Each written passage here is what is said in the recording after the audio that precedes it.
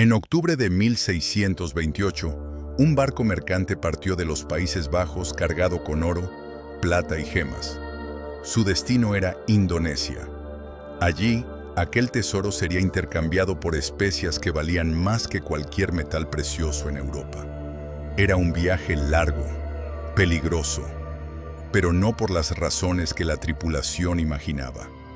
El capitán creía que los mayores riesgos serían las tormentas del Atlántico, los vientos impredecibles del Índico o los errores de navegación.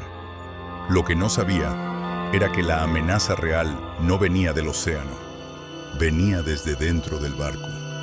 Lo que comenzó como una travesía comercial terminaría convirtiéndose en uno de los episodios más perturbadores de supervivencia, traición y brutalidad en la historia marítima.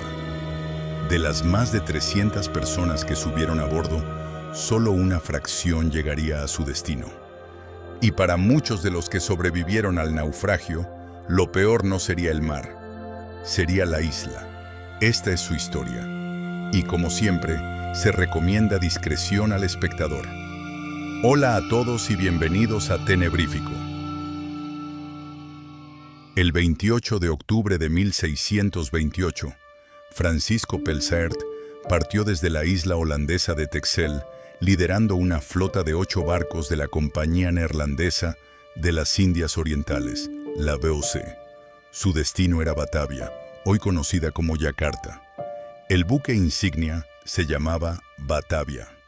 Medía 45 metros de eslora, llevaba 24 cañones y en su bodega guardaba 12 cofres llenos de oro, plata y piedras preciosas. A bordo viajaban más de 300 personas, marineros, soldados, comerciantes y mujeres que iban a reunirse con sus esposos en Asia. Pero el viaje empezó mal. Tormentas dispersaron la flota en el Mar del Norte. Solo 3 barcos continuaron, y el mando era complicado. Por política de la VOC, cada barco debía tener su propio capitán. En el Batavia había 2, Francisco Pelsaert como comandante de la flota y Ariaen Jacobs como capitán del barco. La norma generaba fricción por diseño. 2 años antes, Ariaen se había embriagado y había desafiado públicamente a Francisco. Desde entonces, ninguno confiaba en el otro.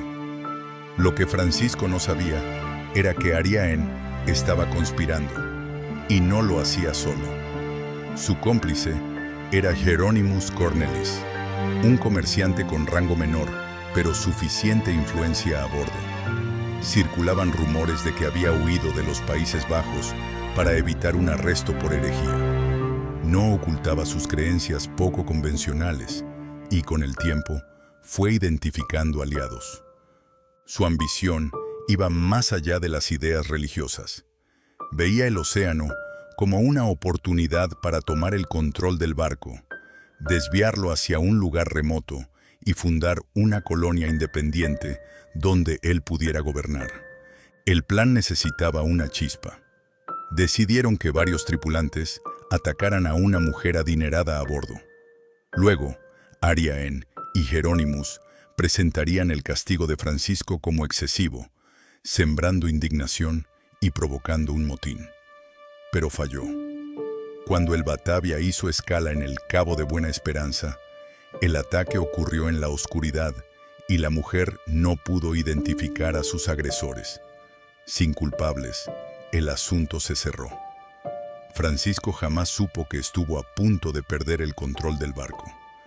Tras cruzar el Océano Índico, una tormenta separó al Batavia de los otros 2 barcos. Navegaban solos. Para Ariaen y Hieronymus, el tiempo se agotaba. Necesitaban un nuevo plan. Ariaen comenzó a alterar el rumbo gradualmente. Sin instrumentos precisos para medir la longitud, Francisco no podía verificar cada desviación. Dependía de los cálculos que Ariaen compartía. La intención no era destruir el barco, sino desacreditar al comandante o ganar tiempo. Pero el océano no tolera errores pequeños. En la madrugada del 4 de junio de 1629, Mientras Francisco dormía, el Batavia se detuvo de forma violenta. Habían impactado contra un arrecife frente a la costa occidental de Australia. El casco se abrió. Varias personas fueron arrastradas al mar y desaparecieron en la oscuridad. El barco estaba condenado. En las horas siguientes, los botes comenzaron a transportar supervivientes hacia una isla cercana. Al amanecer, unas 180 personas, incluyendo mujeres y niños, estaban en lo que luego identificarían como Beacon Island. Entre 30 y 50 personas murieron durante el naufragio. Casi 300 personas dependían ahora de provisiones mínimas, algunos barriles de galletas y algo de agua.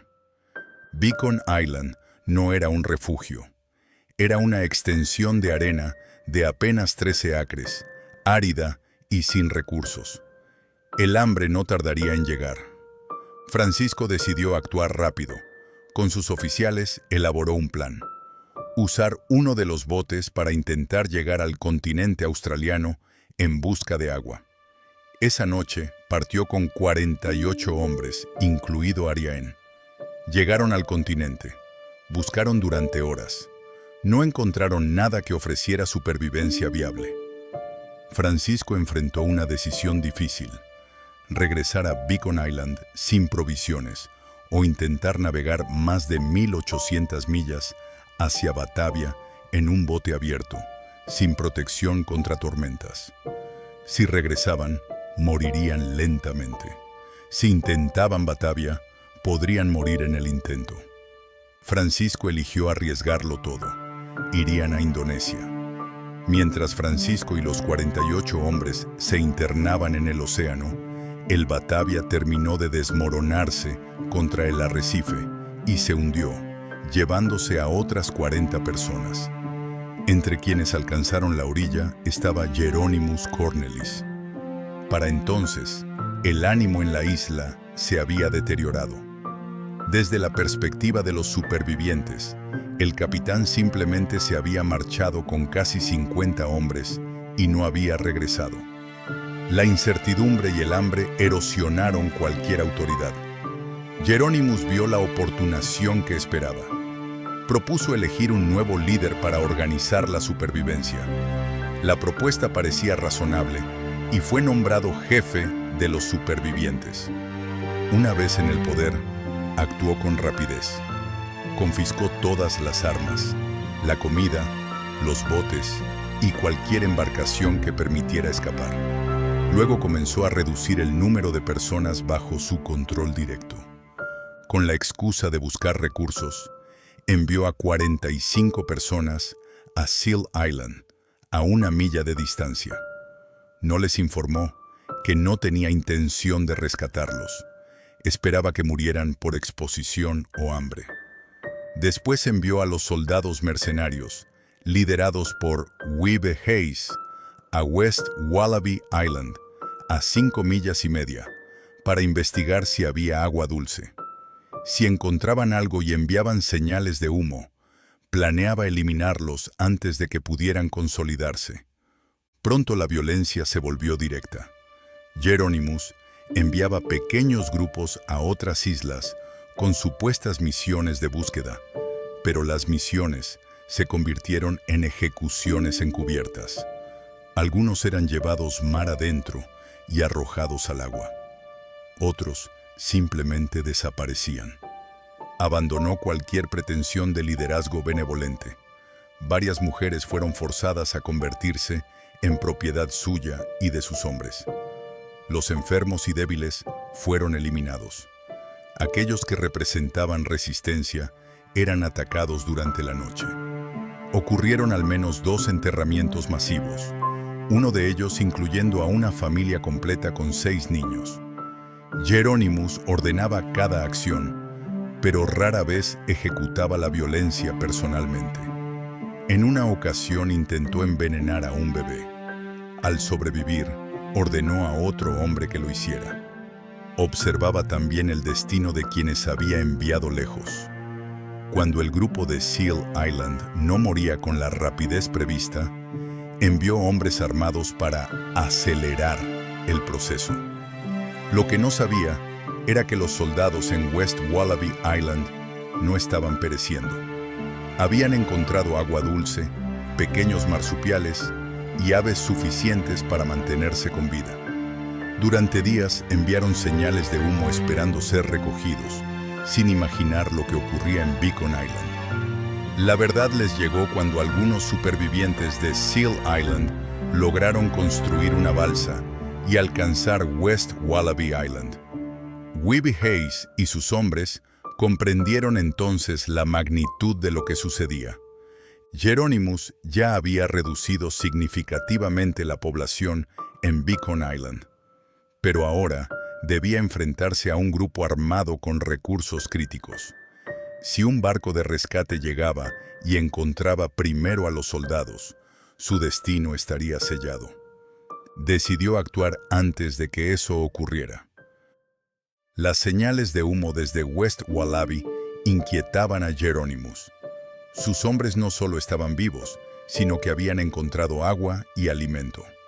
Si un barco de rescate los detectaba primero, podrían relatar los acontecimientos antes de que él pudiera presentar su versión. En West Wallaby, Wiebe y los mercenarios comprendían que la amenaza no había desaparecido. Comenzaron a prepararse. Fabricaron armas rudimentarias con madera y metal y construyeron una pequeña estructura defensiva con piedra y coral. Establecieron vigilancia permanente. Cuando Geronimus envió a sus hombres, confiado en que los soldados desarmados no resistirían, fueron sorprendidos por un contraataque inmediato. Los atacantes retrocedieron hacia Beacon Island. Geronimus, enfurecido, lideró personalmente un segundo intento con más hombres. También terminó en fracaso. Sus hombres no lograron romper las defensas y en medio del enfrentamiento, Geronimus y 3 lugartenientes fueron capturados. Algunos seguidores escaparon a Beacon Island y reorganizaron el liderazgo bajo Waterloo. Mientras tanto, en West Wallaby, Geronimus fue obligado a presenciar la ejecución de sus lugartenientes. Pero el conflicto no había terminado. Waterloo reunió a los hombres leales y organizó un nuevo ataque contra los mercenarios, esta vez armado con mosquetes que Geronimus había reservado. La diferencia en armamento era significativa, pero los soldados resistieron. Entonces ocurrió algo inesperado. En el horizonte apareció un barco. La presencia del navío detuvo la lucha. Para los amotinados, era la última oportunidad de escapar. Para los mercenarios, la posibilidad de que la verdad saliera a la luz.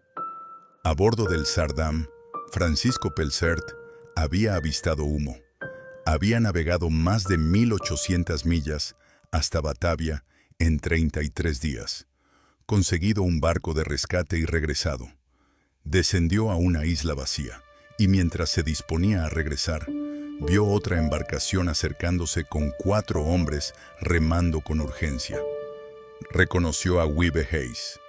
Wiebe relató, casi sin aliento, todo lo ocurrido desde su partida.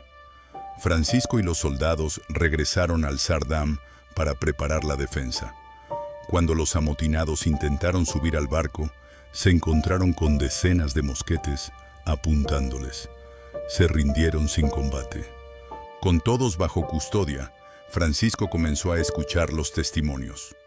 Un hombre de 49 años confesó haber matado hasta 20 personas por órdenes directas de Geronimus. Los asesinatos no habían sido producto del caos, sino de una estructura deliberada. Geronimus, interrogado, rechazó toda responsabilidad y desvió la culpa hacia otros. Se negó a admitir los crímenes que sus subordinados ya habían confesado. Francisco organizó juicios formales en las islas. Los peores responsables fueron condenados a muerte.